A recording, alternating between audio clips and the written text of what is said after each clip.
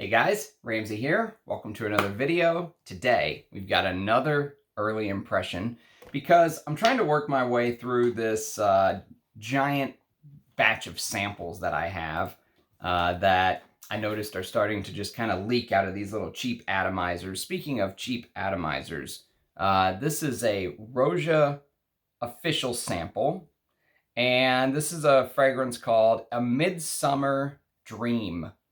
And a Midsummer Dream Eau de Parfum. Look at this sample. This is a Roja sample. This is the same sample that you expect to get like in a Avon or Clinique or something like that, you know, Versace. Not Roja Dove. This is pathetic. They should be absolutely ashamed of themselves. And then on top of it, I know it costs money to put your name on the sample. That's something that Eugene is going through right now. But they have the actual name on the sample, but each fragrance just has a little sticker on it. Yeah, really high class Roja Dove quality right there. I hope this is an old sample and they have since fixed this issue. Maybe I'm, shouting at air, but wow, not impressed with their samples, number one. So let's talk about the scent. The scent is a Midsummer's Dream, and it came out in 2016. It actually has a couple creatures on the front that almost look like they've got ram's horns, so I was kind of excited to try and wear this fragrance. It's a fresh floral fragrance.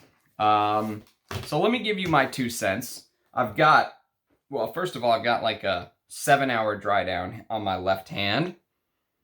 And I've got a 3-hour dry down on my right. And I'll give you my opinion. First of all, Parfumo says this is number 76 out of 100 in the top 100 unisex perfumes. So it is a unisex fragrance for men and women.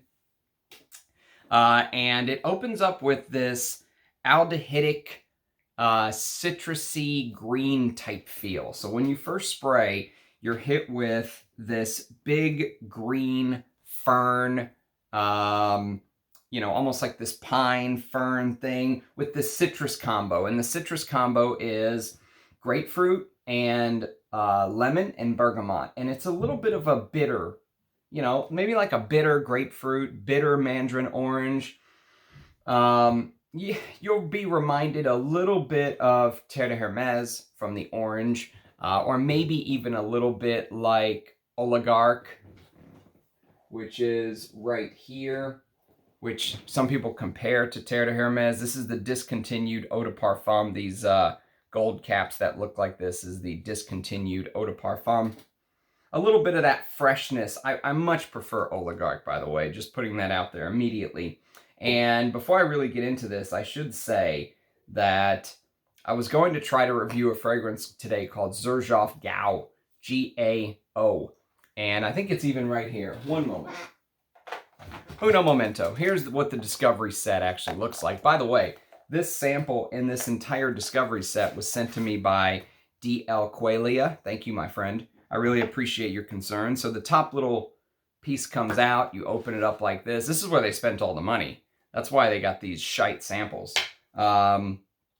And Xerjoff Gao from the Shooting Star collection is what I was going to try to review today. But the thing doesn't spray.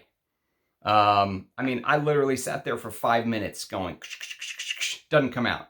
So speaking of another house that charges exorbitant money that is using absolutely some of the worst samples, the thing won't even spray.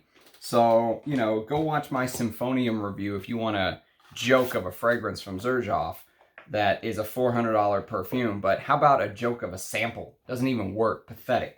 Sorry, so I'm off of my high horse, and we're back to a Midsummer's Dream. I was going to do that Gao, by the way. We're back to Gao. We're not back to Midsummer's Dream. We're back to Gao. Because it was a request, and I listened to my subscribers, and I listened to the people that watch my channel, and someone said, hey, can you review this? I saw you had a sample. You haven't talked about it yet. And so I was going to wear it as my scent of the day and do an early impression, and I couldn't get the thing to spray. So I defaulted to a Midsummer's Dream.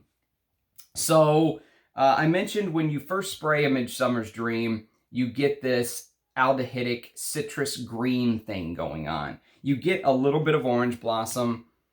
You maybe get a little bit of this floral cyclamen, geranium, magnolia, May rose blob thing. Doesn't smell high class. I'll tell you what happens is when you first spray, you're hit with something that gives you a little bit of the citruses and aldehydes, and then you're instantly punched in the face with a generic white musk note. Okay, so generic white musk is what you get when you first spray this perfume. Well, when you first spray, you get the citruses and the green, then the generic white musk comes in, but that generic white musk is the star of the show. It is it's the ingredient that my nose picks out and just, points at, It's something that I just cannot, my nose just cannot get past that cheap generic white musk in the base of this. And what's tough is it comes out instantly and it mixes with like the orange blossom and stuff like that to give this very generic, almost boring. If you blindfolded me and said, Ramsey, what is this? I would say it's a Liz Claiborne, maybe. Maybe it's a Clinique. Something like that, right? Definitely not a Roja Dove. Not in a million years would I think this is a Roja Dove. And this is also in an eau de parfum. And I mentioned this is in an eau de parfum. They discontinued the eau de parfum of Oligarch, and they since put this in the parfum version for 50 ml that they now charge $500 for. So this used to be $300 or whatever it is for the eau de parfum. Now it's $500 for the parfum. So this is in their lower line. This would maybe be, if Roja had tiers, this would be in the same tier as like the parfum colognes, okay? And it smells that way. It smells like they that they cheaped out on the ingredients. They went cheap. Doesn't smell high class. Doesn't smell like a Roja. It smells like a mall fragrance basically. And the musk just kind of stays there for an hour and maybe even an hour and a half. And I was ready to just wash this thing off, to be honest with you. I was extremely let down. And then if you give it an hour or two, I sprayed on my left hand a couple times this morning, and an hour is when I really started to notice the change. On my right hand a couple hours ago, almost 3 hours ago. It took more than an hour. It took like an hour and a half for me to really start to notice the transition. There is a little bit of a transition, but it's very slow. And what ends up happening is that extremely boring musk that comes from wherever that they're using starts to dissipate. And what starts to come up a little bit out of the depths to start to give it a little bit of character, a little bit of life, is this carrot seed iris thing. And some perfumers will use carrot seed to try to imitate iris because iris is an expensive material. When you are buying a Roja, you don't expect carrot seed to be used to imitate iris. There's no need. Just use the iris. You're spending $300 and something on this lower tier Roja, if you will. But there is this carrot seed bit that I actually do like. I will admit, I do like it. It reminds me of this. It reminds me of Loewe 001 Man, but this is better. I would much rather wear this over a Midsummer Dream because this does what I want a Midsummer's Dream to do. So what happens is I grit my teeth for the first hour or so. Then the iris and the carrot seeds start to come up. And then there's this LME resin that I'm familiar with from perfumes like, if you've ever smelled something like this. This is Beloved Man by Amouage. This has this beautiful grapefruit and LME combo here with vetiver. This has, the Midsummer's Dream has grapefruit in the top with LME and vetiver. I much would rather wear Beloved Man. I think this is much more interesting and the ingredients actually seem high quality here. I would even rather wear Loewe 001 Man, because with Loewe 001 Man, it does what I want a Midsummer's Dream to do. And what I mean by that is it takes the pieces of a Midsummer's Dream that I actually like and enjoy, like for example, the elemi and the carrot seeds and that irisy powderiness, and it amps it up to an 11. It turns the volume up, right? Here it stays very subdued. It stays in the background. It stays very, you know, almost like a there's like this boringness to a Midsummer's Dream. Like it's just dead on the operating table and you're trying to get the paddles and bring it back to life and it just doesn't happen. It just stays generic, boring. You know, if you've watched my old reviews of Roja fragrances, you know that I say things like Roja's patented floral heart is there. That patented expensive smelling floral heart that they built for him that you smell over and over in his perfumes, May Rose, Jasmine from Grass, that kind of thing. It's not here. It's missing. The high-class iris that you smell in things like Great Britain, missing, gone, not here. And all the other parts that you would think would make this perfume more interesting, rhubarb, cardamom, elemi, patchouli, oak moss, it just doesn't, you don't get it. I don't get it. I just get this generic white musky, and this is an official sample. This is not some decant that someone tricked me out of. This is an official Roja sample. And it's only 5 or 6 years old. It's not like it sat on a shelf for 20 years. So one thing I will say about A Midsummer's Dream is it is very clean. If you are somebody like my friend James Thomas, who if you go read some of my comments from earlier videos, you'll see we, you know, our noses are different. We're both very big perfume heads, but I smell something that has the civet, the castoreum, the hyraceum, the cumin, the dirtiness. I love it. Like yesterday, I'll give you an example.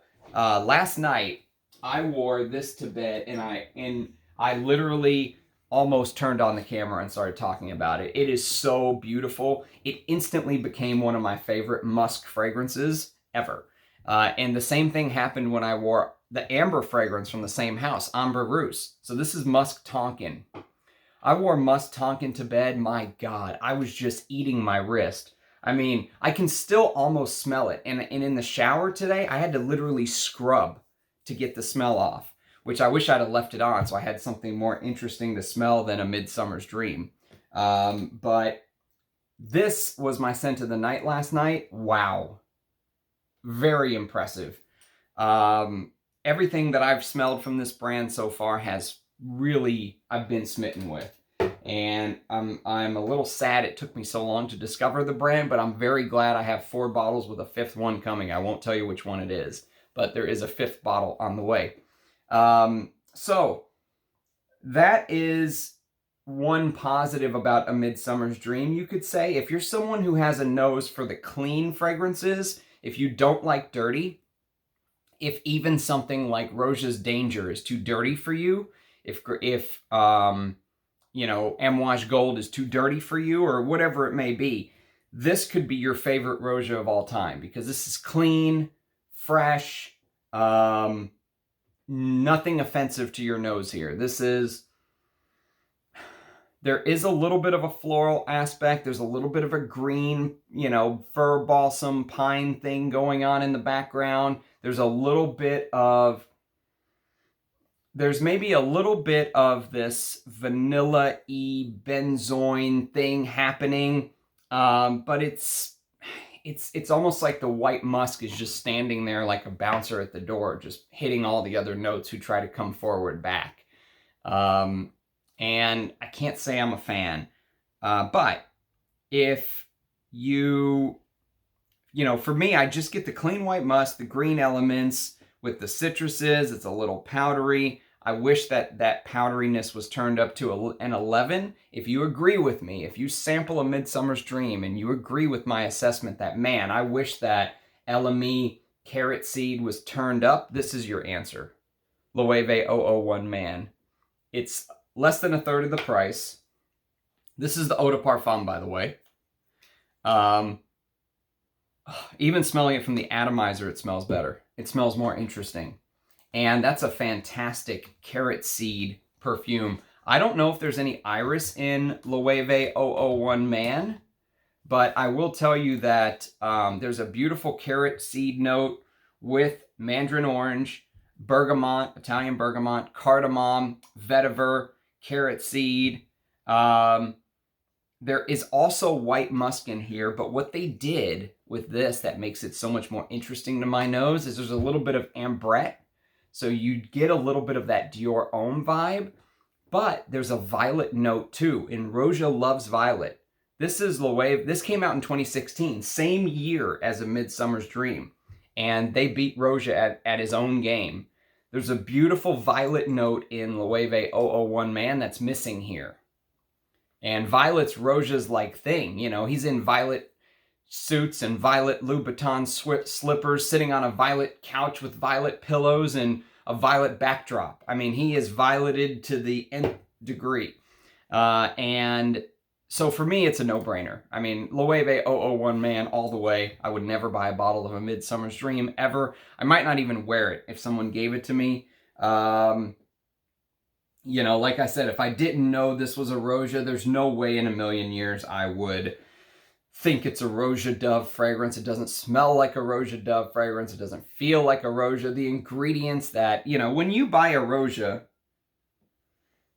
you expect to smell something amazing. You're spending a lot of money. And whether the, you know, whether the rumor that the cost to produce these bottles with the juice included, everything is 30, 40, 50 bucks. That's true. There are huge markups involved. Someone's making a ton of money. And, you know, to put this on and think the quality's not there, the blending's not there, the ingredients aren't there, the time's not there, the thought process isn't there, you should never think that about a Roja Dove. You should put this on and you should be prepared to smell something amazing. And I don't get that at all. And it's funny because if you go read some of the reviews on Parfumo, it's like a couple people saying, great, great. And then one person says, oh man, you guys are going to hate me for this, but not a fan. And then it's great, great, great. And then one person goes, what in the world is this? You know, so I'm in the what in the world is this camp with A Midsummer's Dream. And as you can see, before you guys get on here and start doing the leave Roja alone bit, I'm a Roja fan. Look at all the Rojas I have. I also have Creation E that's in a vault. I've got probably decants. I've got those 7.5 mil atomizers of probably every other Roja out there. And all of that was purchased with my own money. He didn't send me anything. But if I... You know, if you stuck this in front of me and said, Ramsey, what is this? You know, what in the world are you smelling? I would say I'm smelling like a Burberry release, you know, or a Calvin Klein summer flanker. Like, for example, when I close my eyes and I smell this, if you said, give it a name to a fragrance that you've never smelled, that you expect it to smell like, I would say this is Burberry Hero. I've never smelled Burberry Hero. It probably doesn't smell like this, but that bland, generic, 3 notes, you know, it's completely corporatized. They only care about the marketing. They don't care about the juice, that kind of thing. That's what I get when I smell A Midsummer's Dream. All of the feeling, the emotion has been pulled out and glossed over by corporate jargon and marketing. And, oh, this is supposed to be a take on a Shakespeare play. And no, absolutely not. This is, no, it's, the white musks here smell like something that I would expect Francis Kirkjohn to do. He loves those boring, generic white musks in droves. You know, like if you said Francis Kirkjohn was the ghost perfumer here, I'd say spot on, 100%. This has Francis Kirkjohn all over it. Boring, white musk, bland, that kind of thing, you know? It's, but for it to be a Roja for $350, I mean, this is one that should be discontinued. They should pull this. If you put me in charge of House Roja as creative director and Roja retires to, you know, where would he retire to? I don't know, Crete or Turks and Caicos, wherever he wants to go vacation, and I'll run House Roja. This would be the first thing to be chopped, 100%. Midsummer's Dream gone.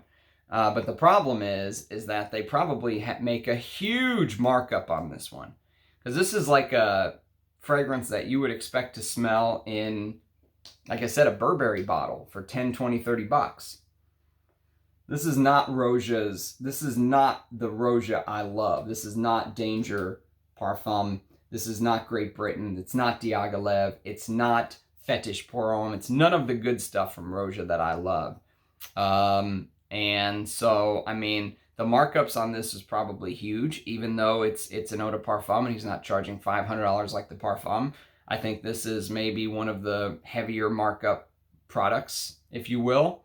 And that's pretty much my take on it. I mean, I don't get on here to bash a brand. I don't go, I'm going to go nuke this from orbit today because I'm just a, you know, terrible, terrible man. I know some of you guys get offended. Go watch my Symphonium review and go look at the comment. There's a guy who came in, left a comment a month ago. He was all offended. He said I was the only one on YouTube that didn't like Symphonium. He must have not watched Rich Mitch's video on it. And then he comes back a month later and leaves another offended review. He must have deleted the old one, left another offended review. You know, it's just like, I mean, how sensitive are some of you guys about this stuff? It's you know, I'm not attacking you personally. I'm not beating Roja down. You know, as a man, I love Roja. I love listening to him talk. He created a fantastic brand. He loves the classics. I love some of his fragrances, although they're pathetically overpriced. But some of them are so good that I just have to cough up the money. I mean, I bought a full unopened bottle of Great Britain, one of his most expensive fragrances. And so that's the dichotomy of Roja. You know, on the one hand,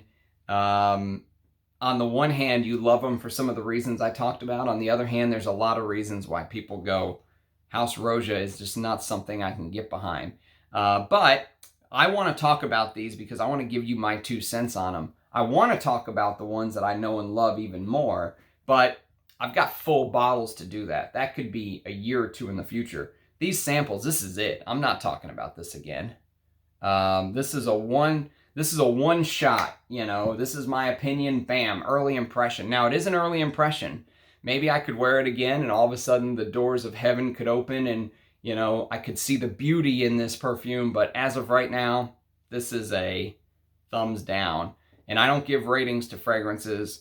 And this one's probably lucky I don't give a rating because it would not be kind. But needless to say, it's not a connoisseur's fragrance. Maybe it's like a starter fragrance. Maybe it's someone that wants to, not even though, see, the thing is it doesn't even smell better than a designer to me though. So I couldn't even say it's like a gateway niche fragrance because it's not. The ingredients don't smell better. I mean, I would just tell you to go, if you wanted something with a little bit of powder, and you were okay going with something a little bit heavier, I'd just go tell you to buy Jaipur Homme or something like that for 20 bucks and save your money. You know, get a Nathalie Lorson creation. Go buy, someone just left me a comment on a video I did last year. And they said, hey, I just bought Montana Graphite. It's a cheapie and I got it for $18 based on your review. And it's it's amazing. I love it. Thank you for doing the review. I'm going to go buy 4 more bottles. Go buy Graphite, you know, go buy something like that. Go buy Loewe 001 Man if you want to spend 80 bucks instead of $350. If you want to spend bigger money, go buy Beloved Man. I love this fragrance. No one talks about Amouage Beloved Man. This is a gorgeous Elemi, grapefruit, vetiver, just stunning in the heat. You know, this is what I would wear over this. That's my take. That's my 2 cents. And remember, I'm a Roja fan, so before you go to the comments crying about how I'm, leave Roja alone, remember, I'm a fan. And since I bought all these with my own money, and the ones that I didn't buy with my own money were sent to me by friends of the channel who basically said, say whatever you want about them, because I want your honest opinion. This is my honest opinion. And I don't like doing these negative reviews because some people do love them. I mean, they love the negative reviews, but some people get all offended and all that stuff. But I have to be honest with you guys. That's the whole point of this channel. If I'm not honest with you anymore, I'll stop doing the channel. I mean, I'll just stop. It doesn't matter to me. I'm not doing this as a business. I'm not, doing it to become YouTube famous. I'll just pull a Christo and go away if I feel like I'm not being true to myself about how I feel. And this is how I feel about A Midsummer's Dream. So if you have experience with A Midsummer's Dream, let me know. It's not one that I hear talked about very often, and I can see why now. But if you do have experience with it, let me know. Also, my new love. If you have experience with Must Tonkin, my God, I might wear this to bed again tonight. Oh. Someone in the comments said that this is eye-rolling good. Eye-rolling, like eyes roll in the back of your head good. It is. It is amazing. And, when I tried their amber, so there's an amber fragrance that I wore as a scent of the day in the last couple weeks. Sometime in the last couple weeks, maybe 2 or 3 weeks ago, I think. And it's called Ombre Rousse. And I said, wow, this instantly became one of my favorite ambers. So I was so excited to try more from the brand. And this is even better. I like this more than I like Ombre Rousse.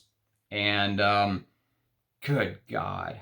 I need to wear this as a scent of the day and talk about it a little bit. It deserves the limelight. This brand just punched me in the face out of nowhere in the best way possible and said, where have you been?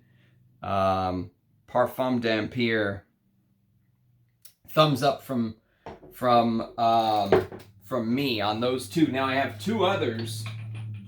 Because remember, this channel is all about just me and my opinions and me rambling. So I'm going to ramble a little bit after being forced to wear this A Midsummer's Dream on my skin all day. I also have Tabac Taboo, which I've never worn yet, but it smells divine from the atomizer. And then I have Queer Ottoman, which is a iris, which is iris and leather. So I'm very excited about trying these 2, and I have one more on the way, and then I think I'm going to stop with Parfum d'Empire. But wow, exciting stuff. Exciting. This I'm excited about. This, not so much. So anyways, thanks for watching, guys. Let me know your thoughts. Oh, a like and a subscription obviously helps the channel. It helps with the YouTube algorithm. It helps me pop up instead of Jeremy Fragrance popping up, or whoever else YouTube's gonna recommend to you. You want someone that's gonna tell you the truth, even if that truth might not be your truth. It might not be what you agree with. You still want someone that's gonna be honest and true with you about stuff, and that's my goal. So do leave a like and a subscription because it does help the channel. Obviously, you don't have to. I'm not gonna hold your feet to the fire, but it does help with the exposure. It helps with the eyeball. So a like and a subscription is always appreciated. And the most important thing is the comments, because I love reading your comments. I love reading your thoughts. Love learning from you guys. The tribe as a whole knows way more than I know as one man. And so, that fragcom vessel where we all leave knowledge and take knowledge and all that good stuff is hopefully alive and well in the comments of Channel Ramsey. So cheers, guys. Thanks for watching. See you again with another video. Bye, guys.